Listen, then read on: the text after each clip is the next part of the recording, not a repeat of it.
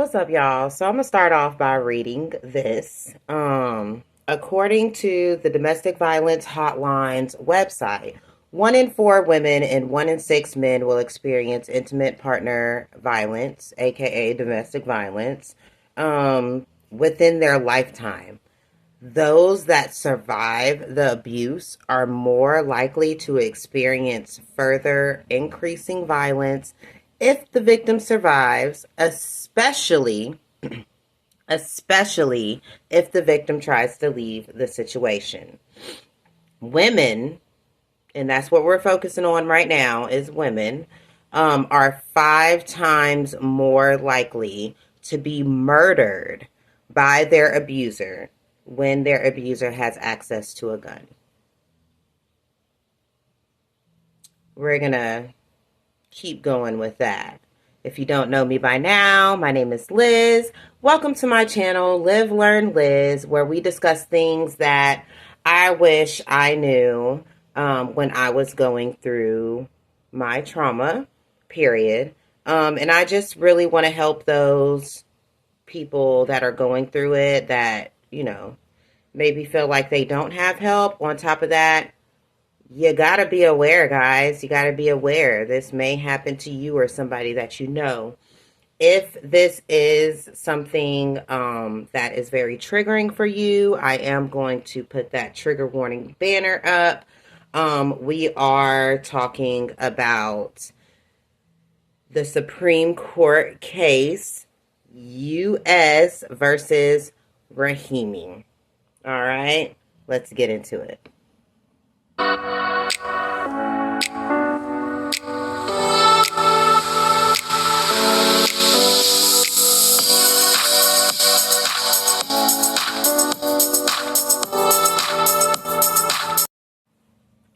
Okay, so I'm starting off my little series here.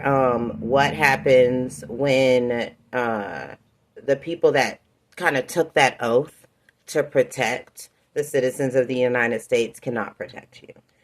Or not that they cannot, but they find loopholes to not do it. We're getting real, y'all. So the first thing I want to discuss is restraining orders, EPOs, protective orders, injunctions, whatever you want to call it. All right. So, restraining orders to some is just a piece of paper. It's just a piece of paper. Um, statistically, restraining orders are the most effective tool to protect survivors of domestic violence. However, those who are survivors of domestic violence know that protective orders are very flawed and imperfect, and it's very easy to violate them. Quick story. I had an injunction on my abuser after he got bailed out of jail. Yeah. You probably heard this story in my last video. So he abused me. We got to the hospital. I called the police. He went to jail. He got out on bail the next day. I did file for an emergency protective order. And it was, it was put through. So that was, good on that part. However, this man violated that protective order, I think, almost every day. Not only did he violate his protective order by text messaging me, calling my job, showing up at my job, showing up at my house, cyber stalking me. He had an app on my phone. Like, it was just crazy stuff. And he did this every day. I called the police almost every day, and it took them 3 months to violate him and revoke his bond. 3 months. On top of that, he had an ankle monitor on, which you would think would make it easier for them to violate him and for them to go on ahead and revoke his bond. However, they did not. In the words of one of the attorneys, what they were doing is they were using my police reports and my reporting of his violations to make a case against him. So they just basically just kept racking it up and racking it up. But that's where it's imperfect, because things could have went very, very differently. It wouldn't have been as simple. There are people that die in these cases, and if you're just trying to rack up charges to make sure he actually goes to prison, there's a problem with that, because it kind of defeats the purpose of a restraining order. Um, but that's neither here nor there. I did just want to put that in there.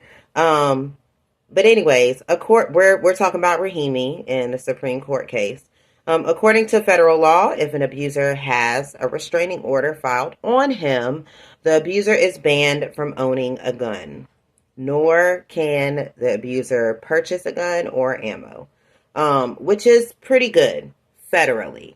However, if you've been keeping up with my state laws, not every state honors this to the T the way that they should. So there are some states that, yeah, you're banned from having a gun, but if you already have a gun, they can't prove it.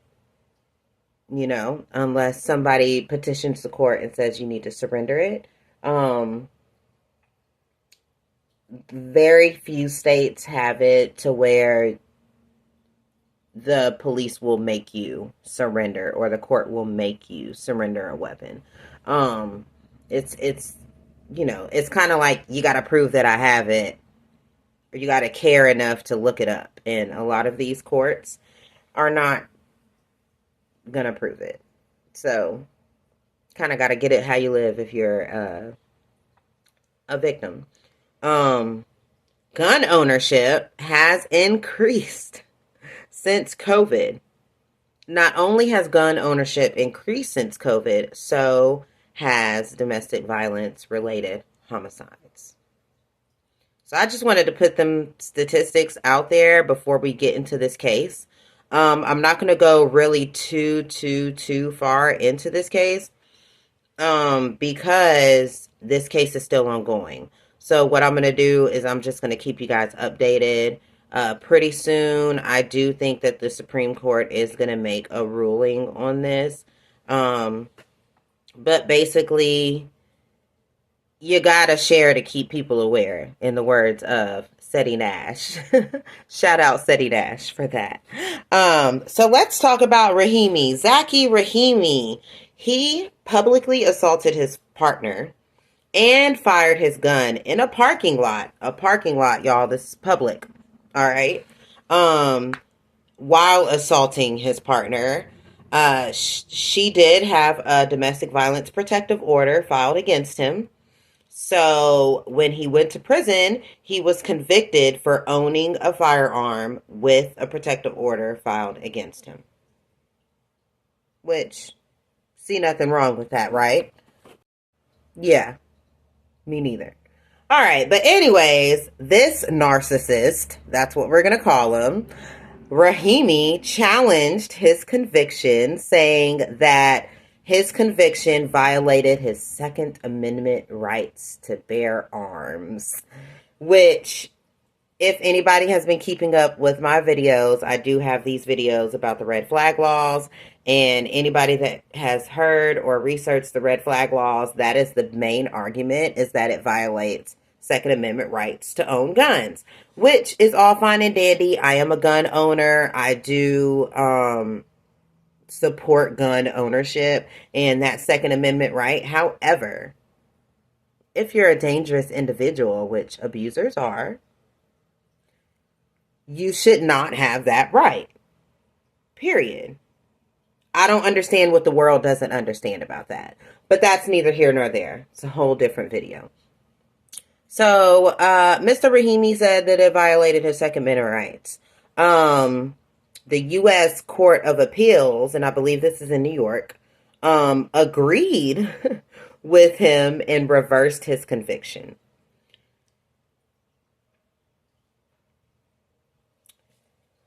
Whew, y'all. So now This has moved to a Supreme Court. Hey, baby. So now this has moved to a Supreme Court hearing, which is still ongoing. It's been going on for quite a while. If his ruling stands, this will literally allow abusers to own and purchase guns. This will make it to where the red flag laws do not appeal to domestic violence situations. This will also kind of take background checks for purchasing guns back a little bit, because in these background checks, they also search the database to make sure that you don't have a restraining order about against you for domestic violence. This will make it to where those background checks no longer have this part of the background check federally. So this kind of creates an unsafe environment for victims and survivors of domestic violence, their family, their friends, because abusers don't just go after that one person, their partner. You know, they can go after their family, they can go after their children, they can go after their friends, they can go after their parents. Anybody that really tries to save and prevent the violence will be a target. And ultimately, the United States is saying, that's okay. Cool, no worries. You know, it's kind of scary. Not even kind of scary. It's very scary for victims and survivors. Because not only is that, you know, opening doors, it's opening doors for them to question other laws and regulations for owning guns. So not just for abuse victims, for anybody, you know, which kind of defeats the purpose of the red flag laws in the first place. This, again, makes it very, very scary. If you didn't hear the first part of the video, women are 5 times more likely to be killed by their spouse in domestic violence situations when they try to leave the abuse and there is a gun in the household. Doesn't necessarily mean that they're going to be killed by the gun. It just means that they're 5 times more likely, because that's just another manipulation control tactic that abusers use. So with that being said, we are keeping up with this case. I am very invested in this case. I do hope and pray, fingers crossed, that things go in the right direction with this case. Because this sets us back for real. We're already going through it, but we as a country have made good steps towards a more positive in taking care of our domestic violence victims. But this will set us back for real, y'all. So just hit that notification bell, that like and subscribe, so you can let YouTube know that I am here and I am all for the educating and talking about real life subjects. I'm going to keep y'all posted, y'all. I'm definitely following this case very closely, so hit that notification bell so you can see what else we have in store. Thank you. I love you. Be safe. Bye.